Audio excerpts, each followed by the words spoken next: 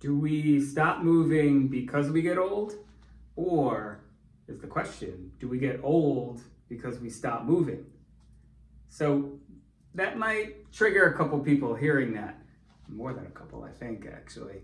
It doesn't say that on the whiteboard because that would be way too long. The whiteboard says motion is lotion, which is correlated to that. But really the message is, do we stop moving because we get old, or do we get old because we stop moving?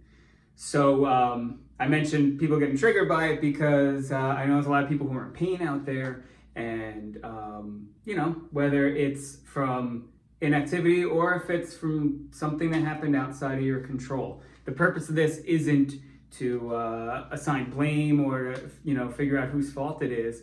Really, the mindset shift I'm looking for is, even if you were dealt a bad hand, let's say, the question becomes, what can you do within your power and your capabilities to maintain what you have, or maybe even regain some more ability?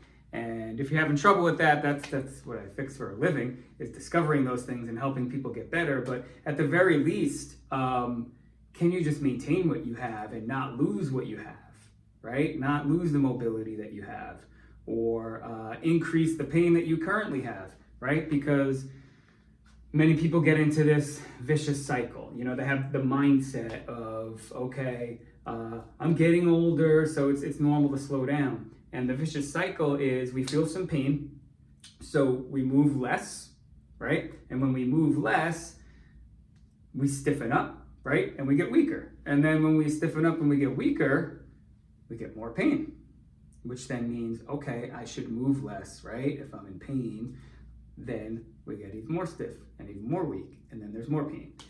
Conversely, if we had some pain and we decided we wanted to actually take an active role in our own health and do something about it, or at the very least maintain where we're at, then once we start moving within our capabilities, and we'll talk about that in a second, but within your capabilities, if you make a commitment to move multiple times a day, I've talked about that a million times, if you make that commitment, now all of a sudden you are exercising the pump mechanisms, right? You're circulating synovial fluid, which nourishes the joints.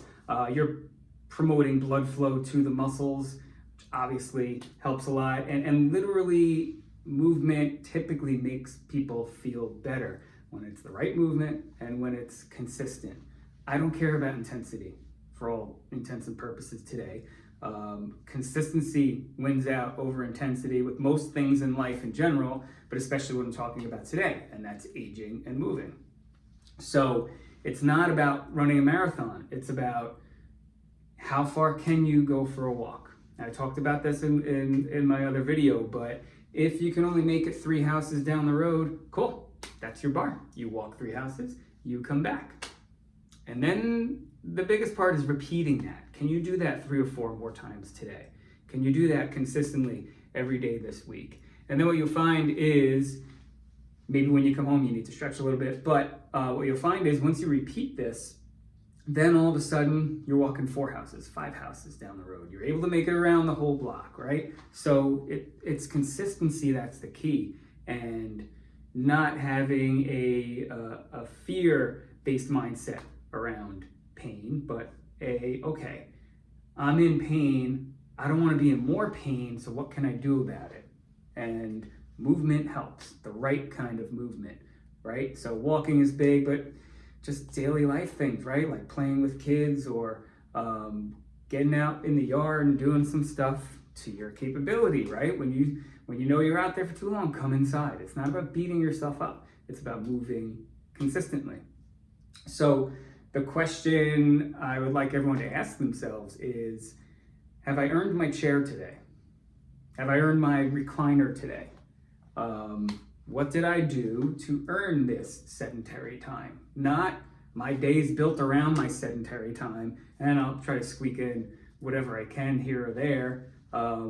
Did I earn that? Did I earn the right to sit? Anyone who knows me knows I don't really use my couch very much. It's there, looks nice. My living room would look weird without a couch. Much like I have a microwave in my kitchen, I don't use a thing except for as a clock. different video for a different day though. But I'm sure we all know some people that are just, they're on the couch all day. And find me a person that's on the couch all day that doesn't have some pain and issues and wouldn't benefit from walking a little bit each day consistently. So anyway, just to summarize, I'll circle back to that saying from the beginning. Do we stop moving because we're getting older, or are we getting older because we stop moving? So just keep asking yourself that. Ask that of the people in your family. Ask that of yourself as you age as well, right? Are you using some of these things that have happened to you as an excuse to sit on your butt? Or for me, when I have something going on, that's more of a catalyst for me to do whatever the heck I can while I can, so I don't end up in a worse position, right? So are we stopping our movement because we're getting older, or are we getting older because we're stopping our movement?